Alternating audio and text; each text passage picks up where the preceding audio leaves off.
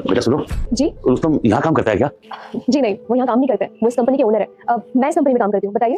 क्या वो इतने बड़े ऑफिस का मालिक है, यहाँ का ओनर है वो? जी, ये उन्हीं की कंपनी है, मैं इन्हीं के यहाँ पे काम करती हूँ। आप बताइए ना, आपको क्या काम है? मैम साहब, अगर आप मुझे जानते हो तो आप मेरा छोटा सा काम कर देंगे। जी। वो आप ये 2 लाख रुपए रुस्तम को दे देंगी? 2 लाख रुपए? मगर आप है कौन? जी वो आप छोड़िए, बस आप उसको ये बोल देना कि गोरखपुर से ना परवेश मेहता आए थे, वो अपने आप समझ जाएगा। अच्छा, तो आप सर के गाँव से आए हैं? जी हाँ, मैं ना उन्हीं के गांव से आया हूँ और मैं उनके पड़ोस में ही रहता था। ये आप पैसे उनको दे देंगी? अरे सर, तो बाहर क्यों खड़े हैं? आप चलिए ना ऑफिस में, अंदर बैठिए, सर आपको देख के बहुत खुश होंगे। वो कहना कि मैं थोड़ा जल्दी में हूँ, मेरी अभी शाम की ट्रेन है, मुझे ना वापस जाना है, तो बस आप ये उन्हें पैसे दे देना। जी, लेकिन फिर भी मैं आपसे यही कहूंगी, आप एक बार ऑफिस में बैठ जाइए, वो आएंगे तो उन्हें अच्छा लगेगा। देखिए मैं पहले ही बहुत ज्यादा लेट हो चुका हूँ, मेरी ना 4 बजे की ट्रेन है, अगर मैं टाइम से नहीं पहुंचा ना तो मेरी ट्रेन मिस हो जाएगी और मैं टाइम से अपने गाँव नहीं पहुंच पाऊंगा। बस आप उन्हें ये पैसे दे देना। जी, जैसा आपको ठीक लगे। बाकी मैं रुस्तम सर को बता दूंगी कि परवेश मेहता जी आए थे गोरखपुर से। बस उन्हें मेरा नाम बताना, वो अपने आप समझ जाएंगे। मैम साहब, वैसे एक बात पूछूं? जी पूछिए। रुस्तम कैसा है? रुस्तम सर बिल्कुल ठीक है। वो यहाँ खुश तो रह रहे हैं ना? जी बिल्कुल खुश है वो।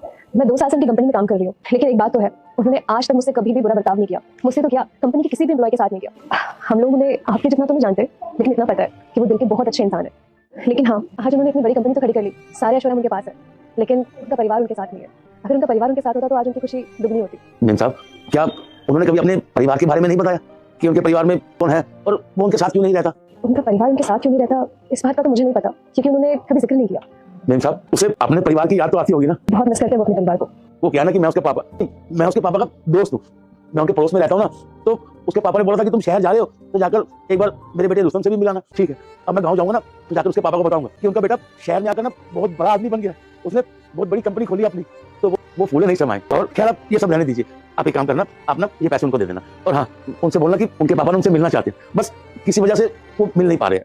जी अंकल जी, मैं उन्हें बता दूंगी कि परवेश मेहता आए थे गोरखपुर से उन्हें 2 लाख रुपए देने के लिए। कितनी देर में आएंगे वो? बस 10 मिनट में आते होंगे।